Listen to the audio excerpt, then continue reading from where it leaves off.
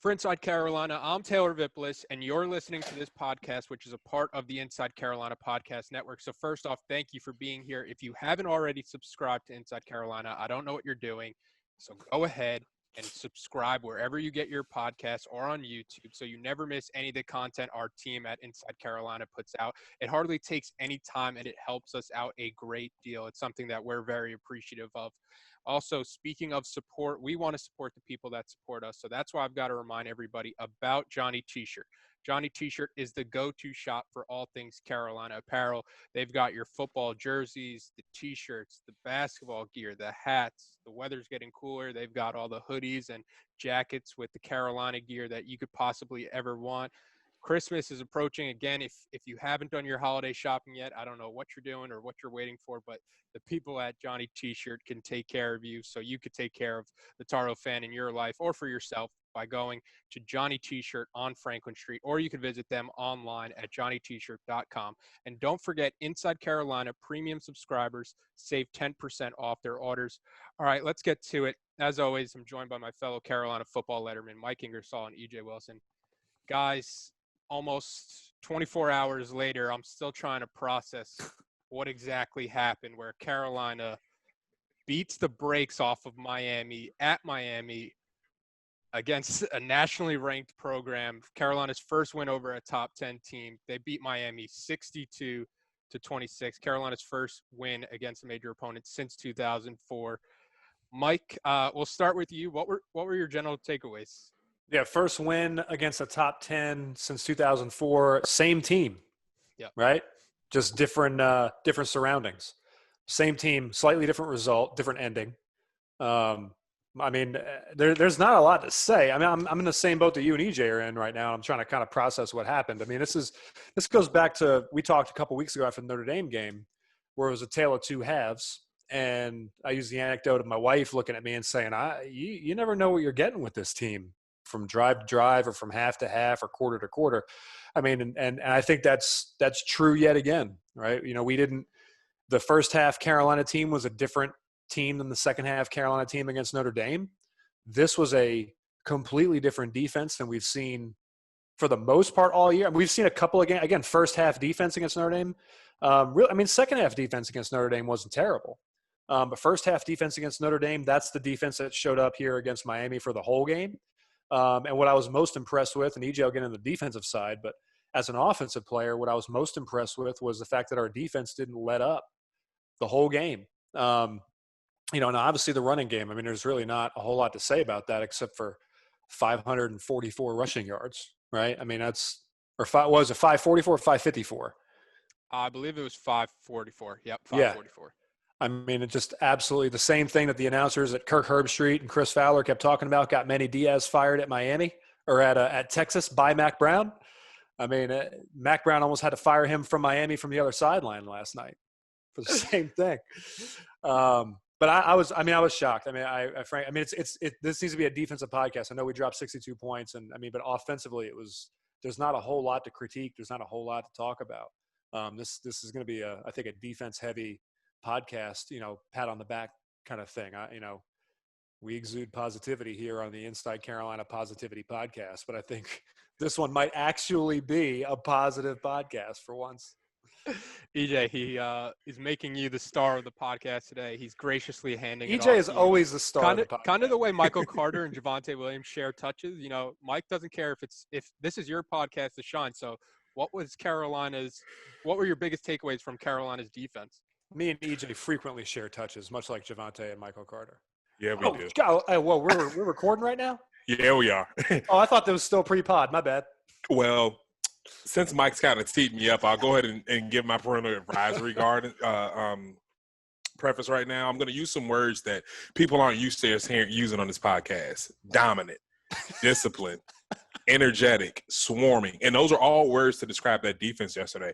I honestly, through the first two quarters, I just found myself looking around the room like, who is this defense and who are these players who've suited up in the uniforms and bodies of the players that we've been seeing for the previous 10 games? I mean, it was everything that we've talked about on this pod. And I'm going to pat myself on the back and say that the coaching staff and some of the players have been listening to our podcast and seeing what some of the issues have been. And I mean, they're completely corrected. I mean, we cut down on the missed tackles. We contained the quarterback, and I think we did a very, very good job on him. And I think Miami was kind of surprised, and it kind of forced them to kind of change their game plan a little bit because, I mean, De'Aaron King was bottled up all day. That offense was bottled up, but I'm really impressed with what they did to contain a running quarterback. I mean, they tried to run the quarterback power.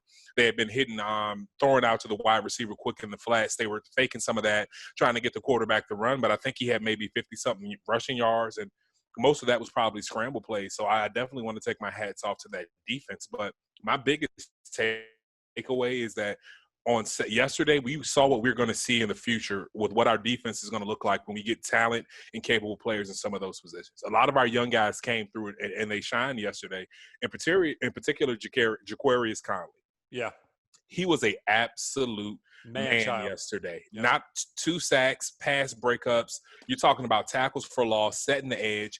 I mean, Des Evans, Clyde Pender. I mean, it was just other than Chaz and Jeremiah, I think every other splash play really yesterday was made by one of those young guys. And even the guy I've kind of been picking on all year, Don Chapman, came through and made some big plays. And this wasn't an in-state school. This wasn't a local rivalry. This was a game that says, hey, you guys think you're the best.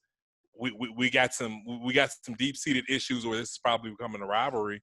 And we went out and we performed. Our offense put up 62 points, and we held them to 26 points. And I mean, some of those were garbage time touchdowns. I think the only real solid drive they probably had was the one to close out the first half. But I still think that we kind of made some mistakes, some penalties, and just a few mistakes that allowed them to have that drive. But overall, we controlled the tempo of this game. And you see what can happen when our defense is in sync with our offense. I mean, we broke a record that I don't think is going to be broken in anytime soon with the amount of rushing yards that our running back tandem had and just the amount of total offense that we put up. And it's kind of good to see a performance like that and it not be a 62-58 game where we actually control the game and stop them and we look like a formidable team. I just only wish that we could have had this defense playing like this all season. But if ifs and buts were candies and nuts, then we'd all have a Merry Christmas. So. Yeah, you say that you don't know if this performance can be repeated by a running backs in the future for Carolina football. Michael Carter and Javonte Williams, they still have one more game together. So I've seen crazier things happen. And this team, I've kind of come to learn, like, expect the unexpected. If there's any duo that can top 544 rushing yards, it's those two against whoever Carolina is playing in the bowl game. But, my biggest takeaway was that this was the signature win that Carolina really needed as a program. They showed stretches in the Clemson game last year that they can hang with the nationally ranked teams and these programs with this prestige, and they showed the Notre Dame game that they're close, they're somewhat close, but this was the first time where they really got over the edge and kind of made a statement to the country that Carolina football is here to compete. And people can try to discredit this win by saying, like, Miami didn't show up. Like, Carolina beat the will out of this Miami team. And Mike, I know it's something I'm pretty sure you've mentioned on this podcast or podcast previously, that Miami is a team that, I talk so much, the answer is probably yes. You get a lead on Miami and you could sense them on the field starting to quit. And that's what you saw yesterday. Like, Carolina knows, right? Butch Davis. Yeah, Carolina knows that if you jump out on Miami and you keep your foot on the gas, Miami is a team that is going to just lay down and quit. And it wasn't a case of Miami not showing up. That's just knowing who you're going up against and knowing how to go out and attack them. And the other thing I kind of want to talk about just in the general takeaways is just kind of looking at this team big picture, because just 2 years ago, we were talking about a program that had won 5 games in 2 years combined. And now we're sitting here talking about Carolina potentially playing in a New Year's 6 Orange Bowl type game for the first time since I think I saw like 1947. And I think it's a point I've made on previous podcasts that the coaching staff rightfully gets a lot of the credit, but the upperclassmen from this team for keeping this team together, for laying the groundwork and being able to, you have stud freshmen performing. You have a sophomore like Sam Howell performing, but there's so much talent elsewhere. where it's easy to plug in an elite quarterback like Sam Howell with the skill positions, or it's easy to put a guy like Tony Grimes or Jaquarius Conley in when you have guys like Jeremiah Gemmel, like Tamon Fox, like Chaz Surratt. So that was what I saw that was really encouraging. But Mike, it feels like we start here basically every podcast talking about Michael Carter and Javonte Williams and 544 rushing yards, the most ever by teammates in FBS history. And at least the past 10 years, the most rushing yards for a player against Miami was Michael Carter with 308 yards. And the second most was Javonte Williams with 236 yards. So how do you even begin to put their performance into words? Well, I mean, I said it after the Wake Forest game. I mean, I guess we got to score 60 points to beat people, right? I mean, I'm being facetious now, but I mean, I didn't actually think we'd drop 62 points on a number 10 team. And let's not sit here and act like, and we talk about the performance that Javonte and Michael had, right? They weren't going up against slouches. I mean, this isn't like a bad Miami team, or this isn't like a middle of the road ACC team. This is a very good Miami team, and they have been very good all year long. De'Aaron King has had a very good year. I mean, this is a guy who was in the Heisman conversation a couple of years ago at Houston, right? I mean, he hasn't fallen off. I mean, he's still that same player. So it's encouraging to see it, right? I mean, you get really excited when you look at something like this. It's like, this is what they're actually capable of. This is the team, again, hot and cold, don't know what you're getting. This was a near perfect game offensively for Carolina, and defensively it was near perfect also, save a couple of drives, right? A couple of miscues, a couple of mental errors, whatever. I mean, this very easily could have been a 70-7 or a 70-3 kind of game. And there was a point there early on in the, about 3/4 of the way through the first quarter. That's kind of what this looked like it was shaping up to be, kind of a, maybe a 35 or a 42-3 kind of game. Miami ended up scoring a touchdown. They brought it close there at the half. They finished out that drive. Well, not close, but they had a drive going at the half. Like they had some momentum, and it felt like, we have to, and I texted some people this, but like we had to score when we came out in the second half, right? This is the keep the foot on the gas kind of thing. That's something that the first time EJ and I heard that about Miami was actually from Butch Davis. They're, the architect of the 2001 national championship, national championship contending team, right? He told us, he's like, listen, even with all my time there, all right, the one thing that is true is that they're extremely talented, but if you get out in front of them, right, they're probably going to lay down. And that's the way that most Miami games that we played out. I had one exception my senior year. We got out to a lead, but we didn't get a big enough lead, and they ended up blowing the doors off of us on primetime TV in 2010. But for the most part, that is the formula to beat Miami. But you never expect it to go like this, particularly against a team that's really, really good. One of the things that I was surprised that I didn't see from Miami last night was I didn't see a lot of backers shooting gaps. So I thought they were going to bring the house early on. I thought they were going to run De'Aaron King a ton, which looked like their game plan offensively beginning of the game. I mean, they showed their hand. Like, this is what we're going to do. This is what we think can beat you guys. And it has proven to be the formula to beat Carolina all year long on the defensive side of the ball, right? Running quarterbacks are our kryptonite. But when they were on defense, I fully expected to see a ton more pressure. I expect to see a lot more run blitzes than I actually saw. I expect to see a lot more A and B gap fits, right?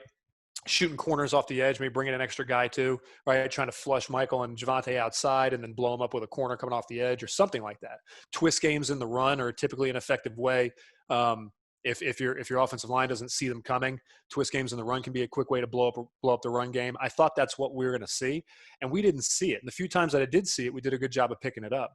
Miami, I think, was a little more concerned about, if we got rolling, which we did the first play of the game, if we got rolling on the ground, they were worried about bringing guys and leaving voids in the defensive backfield, right, for the passing game, for that RPO game. I think that's what they were really concerned about.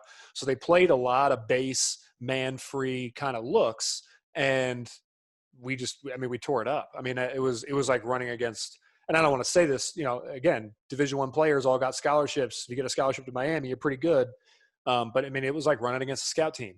Scout looks at least. Very kind of a base fronts, and let's just line up and do what we know how to do with our bread and butter plays. And we ran the ball so effectively, we never had to throw the ball. The other thing I was sitting there waiting for was, when is Sam going to get his throwing touchdown? Because he had a 23-game streak, and I'm like, we're not gonna blow these guys out by 40 points and then also let Sam's streak die, are we? I mean, this is ridiculous. And then, thank goodness, Sam made a heck of a play, right?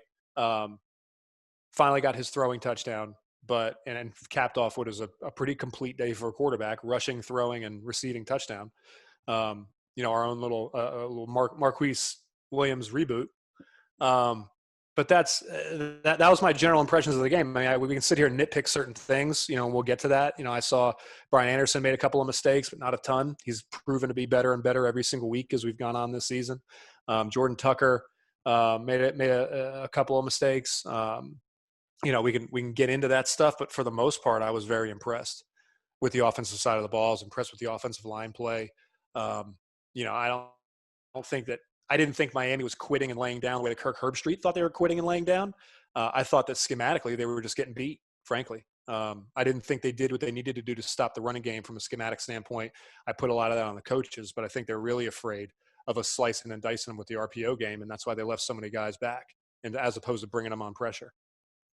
EJ, we've been talking about the past couple of weeks that this Carolina defense is starting to figure it out, and how big of a test a quarterback like D'Eriq King would be for a program that has historically struggled against the dual threat quarterback. Is it safe to say that this Carolina defense aced its final exam of the regular season? Oh, with flying colors. I definitely think it's safe to say that. And I mean, that's one of the things that I was really excited about. And I think more so than having 7 sacks and getting the young guys involved was the fact that we took a glaring weakness of ours from this whole season, and we actually made it a strength and completely shut down their offense, because just knowing Miami in the history of that program, no matter who the coaching staff is or who the players are, they tend to focus on one thing and hang their whole game plan on that. I just have a feeling that the whole game plan was hanging around D'Eriq King's ability to run the ball. But what you can see Coach Bateman does schematically, he was blitzing one of the linebackers, either Chaz or Jeremiah, while the other one was hanging back as a spot. So you're using your 2 best athletes on defense, one who's getting him out of the spot, who's making it uncomfortable when he's passing, or if he's running, you have a free rusher to kind of diagnose that, while your other best athlete, probably first or second best, smartest player on defense, is sitting back just seeing where this quarterback went. And I think it was absolutely amazing. And it wasn't just those 2 guys. I mean, it was Tamon Fox, it was Des Edmonds, it was Clyde Pender, it was Ravo Havoc, it was the other Fox brother. I mean, it was everybody together with a concerted effort, everyone doing their jobs. Kind of what I was talking about earlier this year. I mean, you saw consistent pushback on their offense. We created a new line of scrimmage, so we brought the fight to them. And yes, Miami will lay down if you get after them a little bit. And like Mike said, I do disagree with Kirk. I don't think that they came out flat, or I don't think that they just gave up. I think that we beat the will out of it. And that's something that people aren't used to seeing from Carolina, but that's exactly what happened. We out physical them on offense. They had maybe 1 significant run from a running back and maybe 1 or 2 from a quarterback that day. On the offensive side of the ball, we ran for 544 yards. If that's not bringing the physicality and bringing the fight to a team, I don't know what is. So That's how we lost that. That's how we lost that. Not the Citrus Bowl, but the Champ Sports Bowl when we played Baylor. Mm-hmm. That's how Baylor beat us, right? I mean, it really it breaks your back. Mm-hmm. As a defensive player, it breaks your back, and as an offensive player, you can do whatever you want for the whole game if you're running the ball that way. Exactly. And I think that's kind of what it wants. I think that our defense saw the physicality that our offense was bringing, and the fact that they were able to go out and execute. I mean, literally do exactly what you want. And I think Mike will co-sign this. Mike and Vippo both co-sign this. The sign of a good running offense is being able to run the ball when you want to, when you have to, and when you need to. Yes. And I think Carolina can do that. I think Carolina's good for they get a 10-yard rushing first down as soon as they step off the bus with these backs that are so good. And I think some of that energy is really starting to carry over to the defensive side of the ball. I mean, think of that 4th and 1 play in the beginning of the game that set the tone. And as like I was telling Vic before we got on air here, I think Chaz Surratt made himself a buttload of money yesterday. I mean, you think about that 4th-and-1 play where he spied on the quarterback. Not only did he diagnose, not hop over or lose his gap integrity, but stayed true to his eyes, knew what he was saying, and he made the stop on 4th-and-1 with a very emphatic tackle. So I definitely think that we aced any challenge that came before us yesterday, and I really wish we had 2 or 3 more games against some of these top-tier ACC opponents to really kind of with this defense now, because I know that the confidence that they know that they can stop a running quarterback, and they didn't just go out and stop a quarterback who just also happened to be able to run. They stopped one of the top dual threat quarterbacks in the country, as we could see by his Heisman, his finish in the Heisman race a few years ago. So this wasn't just any old quarterback or any old offense that like Mike mentioned that we were facing. This is an 8-1 team. This is one of the top teams in the country, a top 10 team, a team that honestly, without a couple slip-ups, maybe looking at paying for the ACC championship and potentially a spot in the college football playoff. So I definitely think this is a signature win.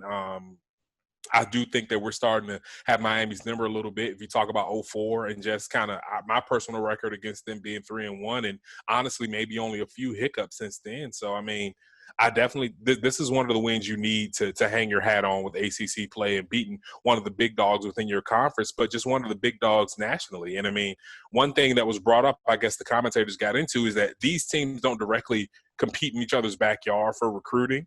But with the area that Carolina's in right now, with looking for a lot of these 4- and 5-star recruits, you are in Miami's backyard then, because you're going to have to dip into Florida, or even if you're in your own state, those are going to be the type of guys that Miami comes over. And I think a win like this and us being able to have consistent, I think, continued success against this program is only going to just pay dividends way down the road. So I think we aced that test for not only last night, but I think for the future. EJ, sticking with the point you made about physicality, I feel like that was one of the biggest things that jumped out to me, that Carolina made a concerted effort to be the most physical team on Saturday, and you had players like Jaquarius Conley and Chaz Surratt setting the tone early. You know, how big was, you kind of mentioned both of them at times, but how big was their play? And when you look at them as a whole, like a guy like Chaz Surratt, the last time he was in Hard Rock Stadium, he threw 3 interceptions, and it was probably the lowest moment of his football career. And then you have a guy like Jaquarius Conley, who after the Miami game, he posts on Twitter a picture of him flexing, and the caption is, "The best funeral I've been to. Just happy I was in white and blue." So how wow. First off, A+ caption there. Yeah. That's next level. That's next level. That kid did his homework in high school. Yeah, he did. How important was Surratt and Conley to Carolina's game plan, where they were the most physical team out there, and it was those two kind of setting the tone early? I think that kind of tells the story of this program. I mean, you think about a guy like Chaz, who was a Gatorade Player of the Year coming out of high school, all-world quarterback, to go and, like you said, have the lowest moment of his career, probably football and both personally, on that night, and to be able to come full circle after having switching positions, having, I think, one of the best years from transition to position, no matter what position you're going to in college football history, to be able to come into this year being the dominant player that he is, and did what he was supposed to do yesterday. He completely dominated that game. Took a bunch of criticism early in the year. I mean, we sat here and talked about on this pod. I mean, the Florida State game, his bad angles. You know, people thought, well, it looked like Chaz just quit, but you made the very astute observation that Chaz was gassed because he was the only guy out there making plays, right? Him and Don Chapman. So that, I mean, but Chaz received a lot of criticism this year. Some of it deserved, some of it undeserved. Some of it's just Chaz was on the screen so much because he was flying around trying to make so many plays that he was the guy you noticed when things went wrong. But I mean, I'm with you. I didn't mean to cut you off here, but I mean, I'm excited about what Chaz did yesterday because, you'll all be hearing this on Monday morning, but I'm excited about what Chaz did on Saturday. Because, like you just said, he did what he was supposed to do. He did what he's expected to do, right? And good, bad, or indifferent, the reason Chaz has those expectations is because of last year and that historic transition that he made from starting quarterback to starting middle linebacker, right?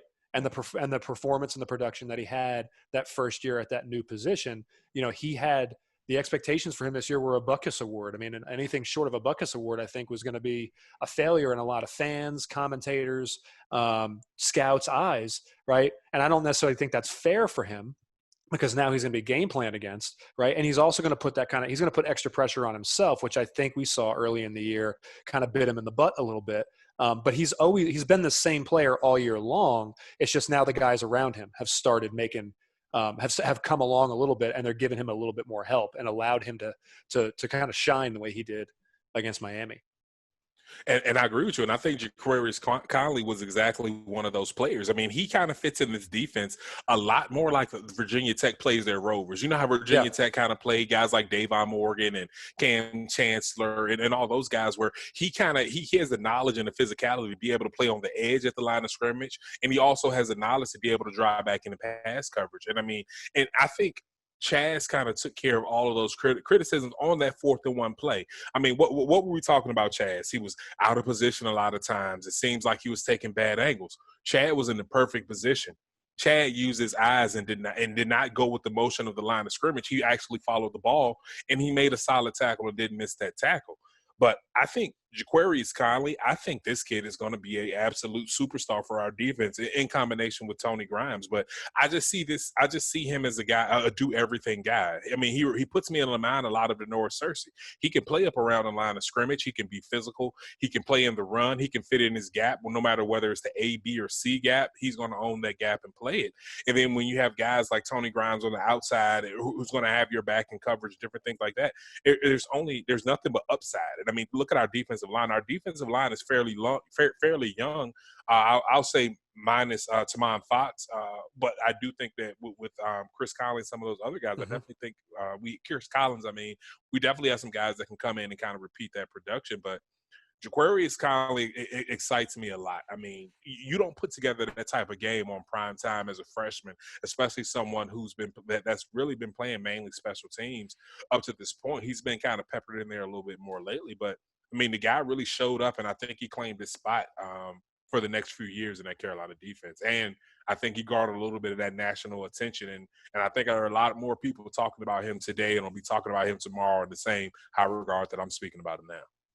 Yeah, first off, with Chaz Surratt, I think this kind of just goes back to the point we've kind of been making all season, where the more sound this defense is, the better somebody like Chaz Surratt's going to look. Where, you know, I don't think his play has like, he came in as a preseason All-American. I don't think his play has dipped or anything in that sense, but it's a case where when everybody on Carolina's defense is doing their job, Chaz Surratt's going to do his job and make plays that make him look really good. And like you said, EJ, it's making him a lot of money in the process. And then kind of sticking with that All-American trend, Jaquarius Conley, for a true freshman, he looks and he plays like somebody who is going to be a future All-American. Like, if you're telling me that kid's a true freshman out there, I did not look like that as a true freshman or anything close to that. So, I mean, every time I see him, it kind of like blows my mind that he is a true freshman. And I remember talking to people during training camp who work for the program, who are around the program, and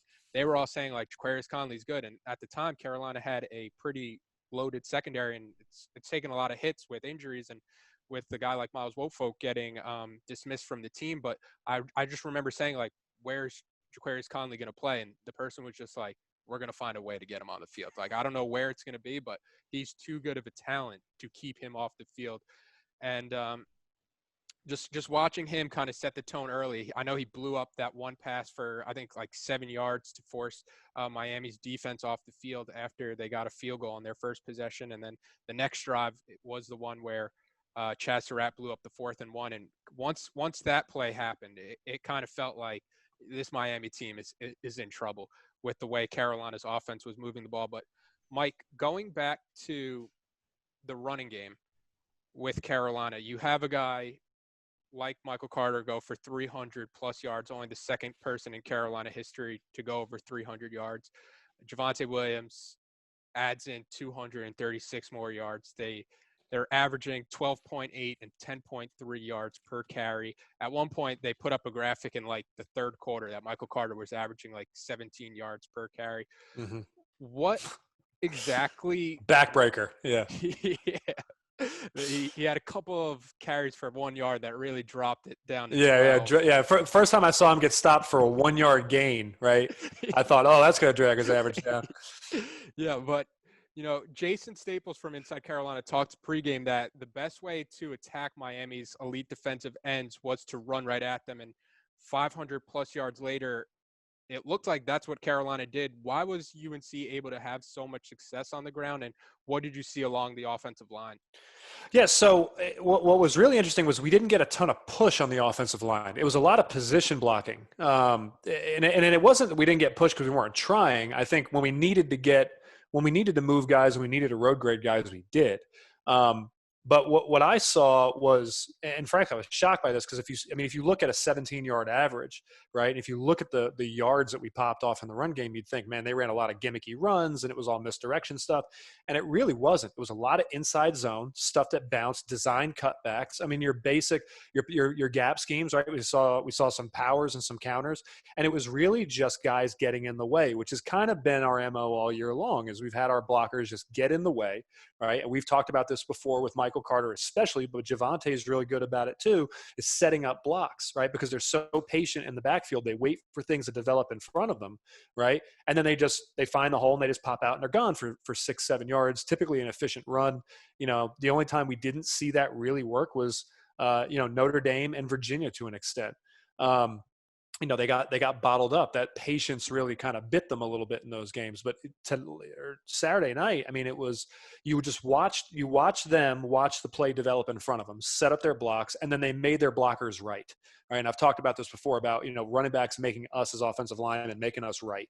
We get out in space and they set up a block and they wait for that defender to commit, and whichever direction that defender commits, they know the offensive line is going to seal him that way, right? And then you just go the other way. It's real simple, but you got to have patience and you got to have field vision in order to do that. And Michael Carter really showed that off yesterday, and so did Javonte Williams. I mean, there were a lot of plays that you could tell weren't necessarily designed to hit outside, but like Jason talked about in pregame, we were able to get enough of those really good defensive ends, or frankly, those defensive ends would rush upfield. We saw this a few times.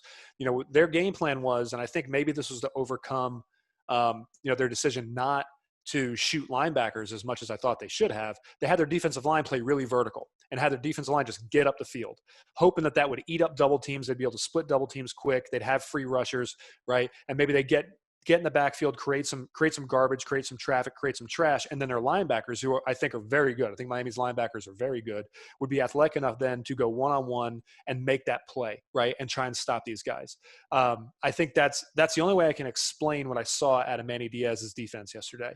But the problem with that is when you get defensive linemen that go vertical, right, when you get a piece of that guy, right, and you've only got 4 rushers, you get a small piece of that guy and just bump him out of the way. You don't have to maul him. You don't got to get him 20 yards downfield, right? You just get him out of the way. You get a patient runner like Michael Carter, right? And a play that's designed to hit, in that B gap, like say behind the guard, right? It's an inside zone play, cut back behind the backside guard. Well, now he can just you saw him bounce a little bit. Javonte did it too. You saw them bounce a little bit around the outside where the play just kind of bows. And at that point, those linebackers who recognized inside run, right, and came up and played the inside run, they got caught up in the trash. And at that point, when those linebackers are caught up and jumbled up amongst those big bodies we have on the offensive line, right, defensive line shot straight up field. We got a piece. They hit their gap. They then bow it out, right? Those linebackers are caught up in the trash. And next thing you know, you've got an edge, right? And there was no one there. There was no edge integrity yesterday for Miami. You've got an edge, and what should be a 4-yard gain, right, has now turned into a 22-yard scamper. And it's all because you didn't have anybody. And it's not a gap integrity issue. It's just, it was a game plan issue. Their game plan was to shoot those defensive linemen upfield in essentially pass rush lanes, okay? And our offensive line did a good enough job of getting pieces, moving them away, out of the way just enough, right, to where our running backs had options. They could either stay true to their running lane, right, on their inside zone plays, or when you see those linebackers again come down to try to stop that, as was the defensive design yesterday. When you see the linebackers come up to the line of scrimmage to stop that inside run, you just kind of bubble it out a little bit, and you just keep pressing, stretch, and next thing you know, you're up the sideline for 20 yards.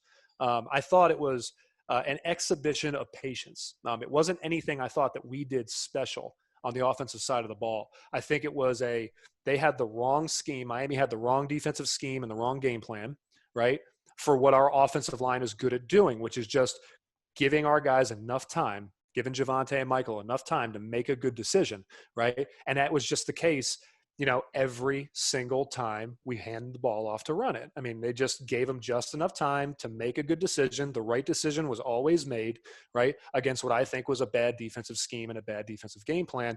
And you saw the results. I mean, again, it played out like it does against the Cards. It looked like we were running against scout cards yesterday.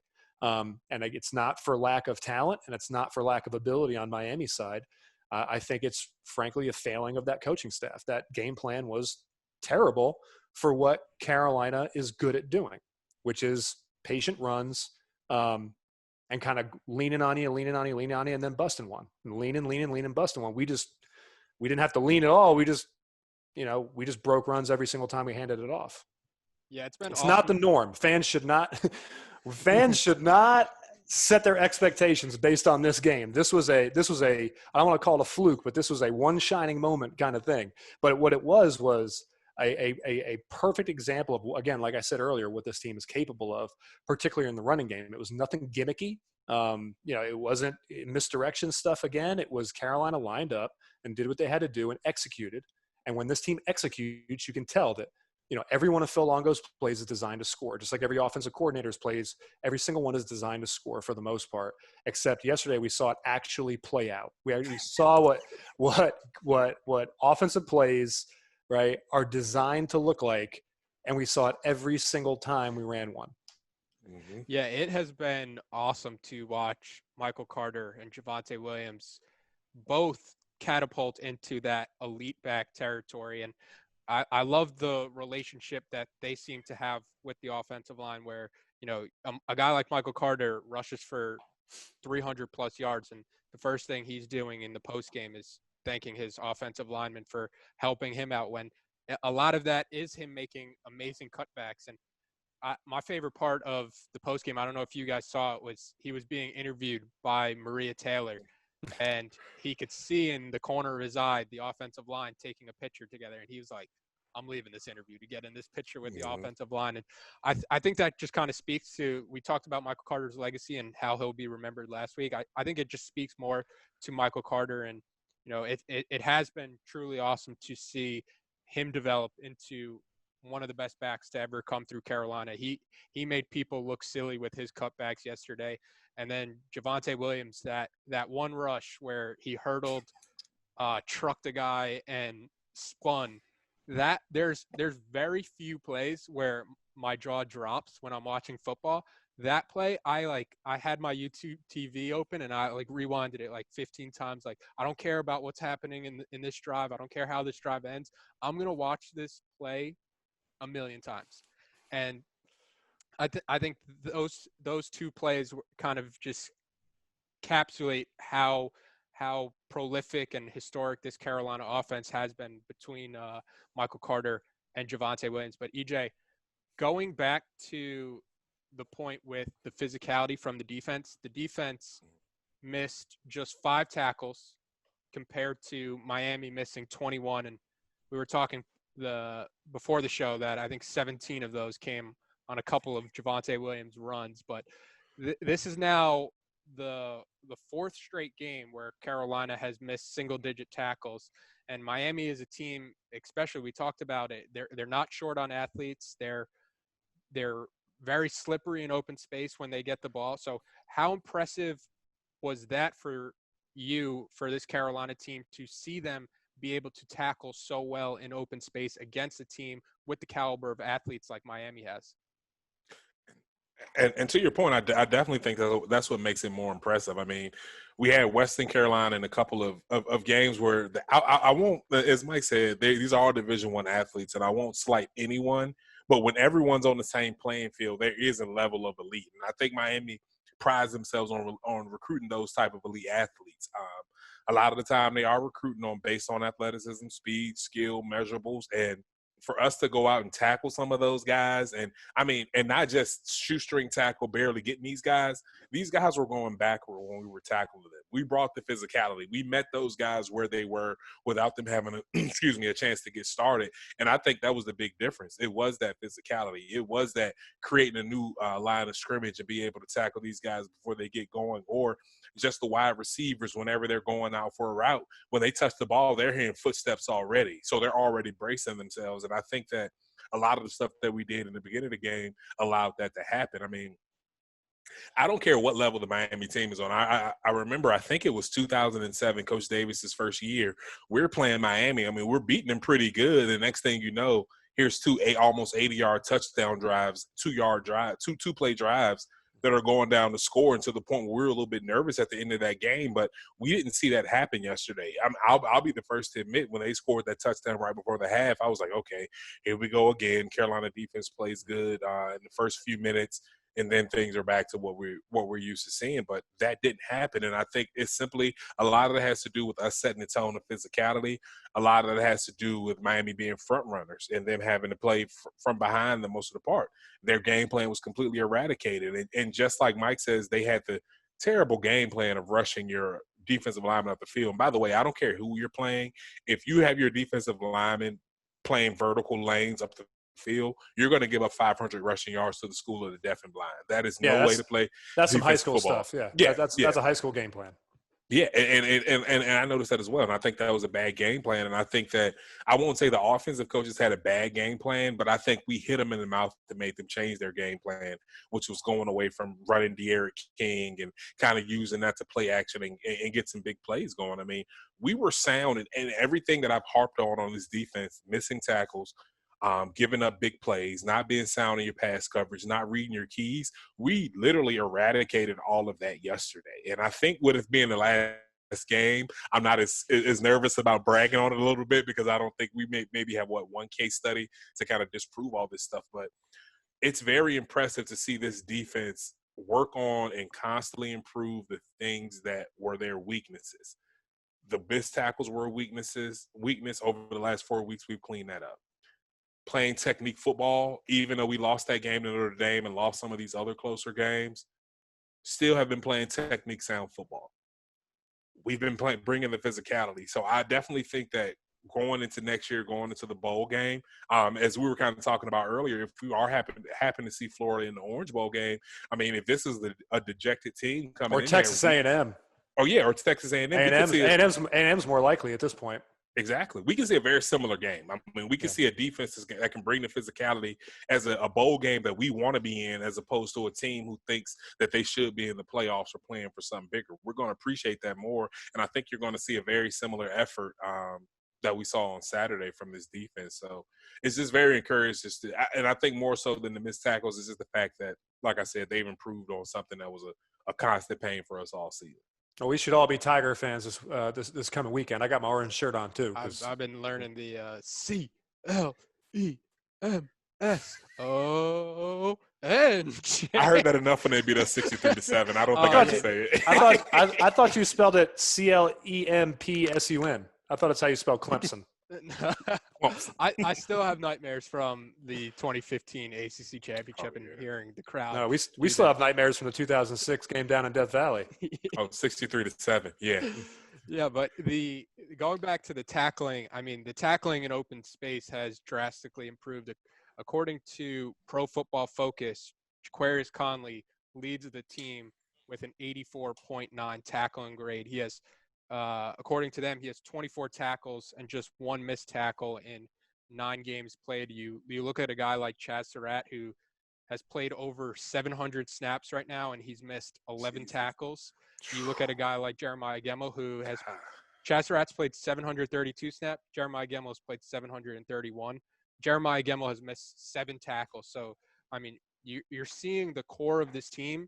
They're pretty sound tacklers. They all have tackling grades somewhere around the 80s, which points to elite tacklers. And I think that's been one of the biggest things for this defensive turnaround. And EJ, sticking with you, I think one of the things pregame that we had talked about was that De'Aaron King was surprisingly a good passer.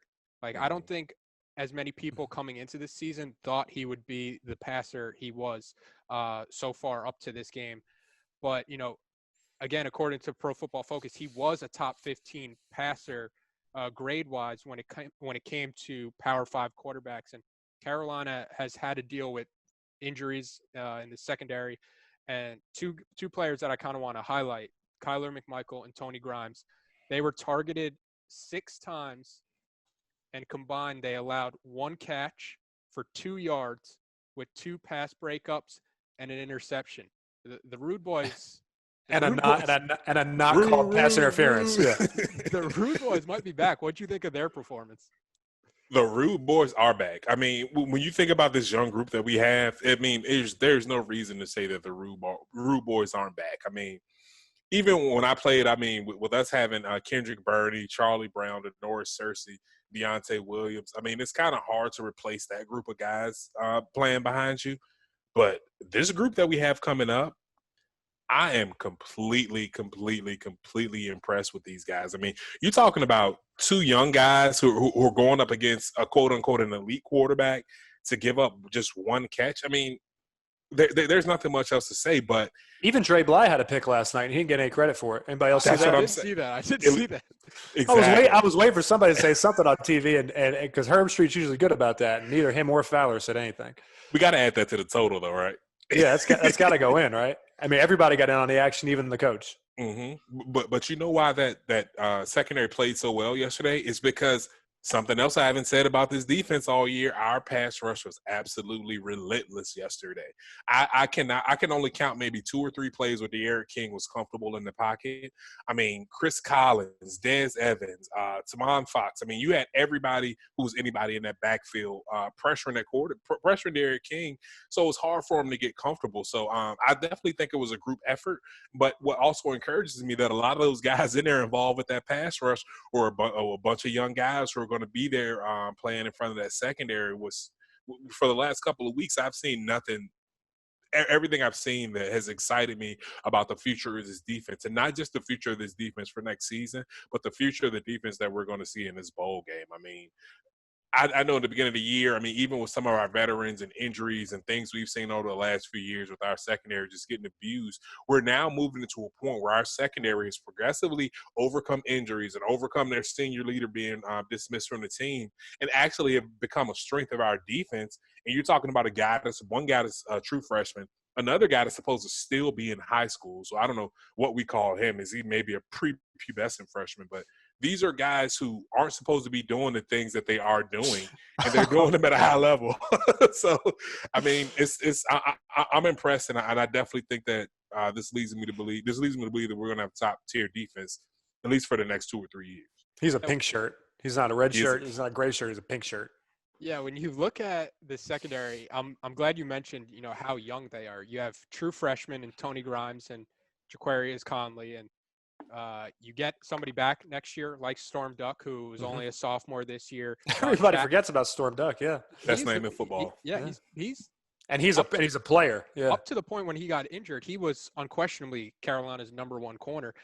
He was a sophomore this year. Don Chapman's a sophomore this year.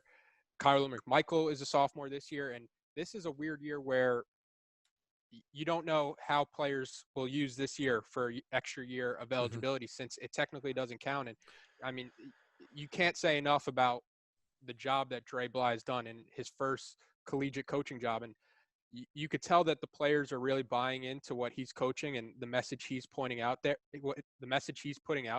And the thing I really like about Dre is, we've seen a lot of coaches who they're coming in and they're looking at Carolina as a stepping stone job. And we all know that nobody loves Carolina more than a guy like Dre Bly. And he's somebody that you can build a program with. He's not somebody who is going to have a great season with a lot of unproven talent and then all of a sudden be looking for that next job. Like from what I could tell, Chapel Hill is like home to Dre Bly, and he was – a lot of people might have questioned it since he didn't have a job, a collegiate coaching job before this year, but the results are speaking for himself right now, and it's easy to see why recruits are going to want to play for him and why the defensive backs, why he has been able to reach them at such a level to bring out this performance from a group that could have used a lot of injury excuses. But Mike, Well, Dre was also unquestionably one of the top defensive back trainers in the country before he started working with Mac Brown's staff, right? I mean, he's Stephon Gilmore's trainer. He trains a bunch of NFL guys. He is, for those, anybody who follows O-line training, he's the Charles Bentley for defensive backs. He's the defensive back whisperer. But Charles Bentley is widely held to be one of the best offensive line trainers. He's not a coach. He's a trainer. I was very fortunate to work with him for a brief period. He taught me things in a very short amount of time no one had ever taught me before that changed the way I played. Dre Bly is a guy. He did that for guys like Stephon Gilmore and other big name guys. So he had the experience, but you're right. He didn't have the traditional coaching job or the resume, right, which raised a lot of eyebrows. But there's no question that he's qualified for the job, and I think you're seeing it in terms of player development. I mean, that's what college coaches are here to do, right? You're here to recruit and then develop the guys that you recruit. And Dre has continued to do that, regardless of who gets rolled out there. At some point, we had a rough start to the year. Once Storm Duck went down, we obviously lost Woolfolk. We had a rough start of the year in the defensive backfield. But progressively, if you've really watched, that secondary has gotten better and better and better every week, and it culminated with this Miami game. Now we'll see what happens in the bowl game because they're going to have a real test. Assuming Clemson wins, they're going to have a top caliber SEC team coming in, whether it's Kyle Trask and a potential Heisman Trophy, right, or if it's Texas A&M and another shot at Jimbo Fisher, which we've had some success against Jimbo in the past. It's going to be it's going to be a good opponent. It's going to be one of the better opponents we faced all year. So it'll be interesting to see with 3 weeks to prep, what happens, and also which players play, because they might opt to spend the holidays with their families as opposed to in a hotel getting ready for a bowl game too. So we have to see that because there's going to be quarantine rules around all that stuff too. Yeah, from the outside looking in perspective, I can't imagine. I could see Texas A&M players sitting out. I could see Florida players sitting out if they lose. I don't see our guys doing it. Yeah. Yeah. This is upperclassmen who went through 2-win seasons, 3-win seasons.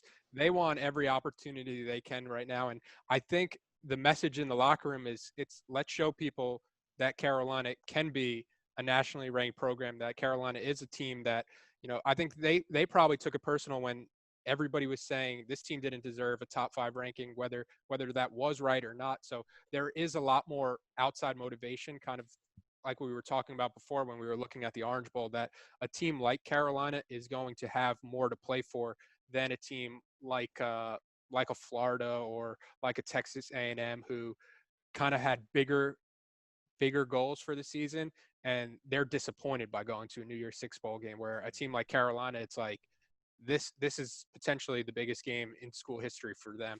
But Mike, to close out the podcast, the last question that I had was, I've kind of gone back and forth what I thought the most encouraging part of this game is, and I think I've kind of settled on that. It's the fact that now for 2 straight seasons, Carolina has played its best football to close out the regular season. How big is that momentum for the program where you are able to display your best football late in the season and kind of have that carry over into the off season, into recruiting? Well, I mean, we saw it last year, right? I mean, we landed a guy like Tony Grimes. We had an exceptional recruiting class coming in, Des Evans, right? Rucker. I mean, a lot of these guys we had by displaying that football at the end of the year, we gained new recruits and retained guys that we already had committed, right? Which is another big component of recruiting, right? It's not getting somebody to say, yeah, I'll come to your school. It's actually getting them to say that and then getting them to the finish line, getting them to signing day. So I think that our performance at the end of the year last year, the state game and then the Temple game, it really clearly had a tangible effect. So much so that, we had the kid from Temple wanted to come to Carolina and we just didn't have room for him. Right. I mean, so we had the AAC Defensive Player of the Year wanted to come to Chapel Hill and wanted to play for Mac Brown. That's a team that you blew out in the bowl game. He's got to switch schools and he's like, I'm trying to go to Carolina. Right. I mean, that's that is the kind of program that you want to have. You want to be the place that guys want to play. And as a head coach, you want to have the coach that guys want to play for. And Mac Brown, I think, is that guy. So, assuming they can tie together at the end of this year, keep us trending upward. In a year that had a couple disappointing losses, you can sit here and say, what if, should we only have one loss? If we'd actually won the Florida State and Virginia games, would we have actually won the Notre Dame game? Would it have been a different team, a different complexion, right? A different gravitas around that game than was already there. We've gotten as high as number 5 in the country. We've fallen out of the rankings. We're back in the rankings. We should be probably this week hovering somewhere. I haven't looked at the rankings yet, but I'm assuming we're somewhere around the, anywhere between 11 and 13. So you win the bowl game, right? And now you're catapulted. You finish the year as a top 10 team. It's going to have a clear effect on recruiting. Aside from the it factor that you already have with Mac Brown. His energy on the recruiting trail. I think we've proven that age is just a number to this guy, at least in terms of recruiting. So, when you have this trending upward at the end of the year, that last taste of the team that the media has and that the fans have and that the players who are watching, the high school recruits who are watching, that they have is positivity. That makes recruiting so much easier in the offseason. You don't have to walk in like Manny Diaz is going to have to do, right? You don't have to walk into living rooms and say, hey, we want you to come be a part of this so that, this sort of thing doesn't happen again. If you're finishing on the upswing, you can walk into a living room and say, hey, we want you to come in and make this better, right? We've gone this far. The next step now is conference championship, college football playoff. We want to do things that haven't been done at this school yet. We need one piece. You're that piece, right? That becomes the pitch to every big name recruit that you go and see in the offseason. And that sell is so much easier when you're finishing on an upswing than it is when you blow Miami out, but then you lay an egg in the bowl game, right? So I'm excited to see what happens in the bowl game. Just assuming we get to go to an Orange Bowl, which isn't set in stone yet, but assuming we get to go to a New Year's Six Bowl, that kind of exposure is fantastic. A win is even better. And I think, we'll see even more positive effect on the recruiting trail coming out of that Orange Bowl with a win or whatever bowl game it may end up being with a win, particularly if it's a top-ranked opponent like an A&M or a Florida. Yeah, from a current team perspective, I think first off, it's so much easier to go into your off season, go into spring ball when you have all this momentum where you are playing your best football, where it feels like you just want to get out there because you don't want to miss a beat from where you ended last season. And then from a recruiting type standpoint, you look at it like, I don't know how a recruit in the state of North Carolina can watch that game yesterday and not want to be a part of that, where it's like Peyton Wilson didn't. Well, different times back then. Yeah. But you look at a game like that. Dax Holofield didn't. Different times again. At different time. We're coming off 3 wins then, but now the drawback is they should have known.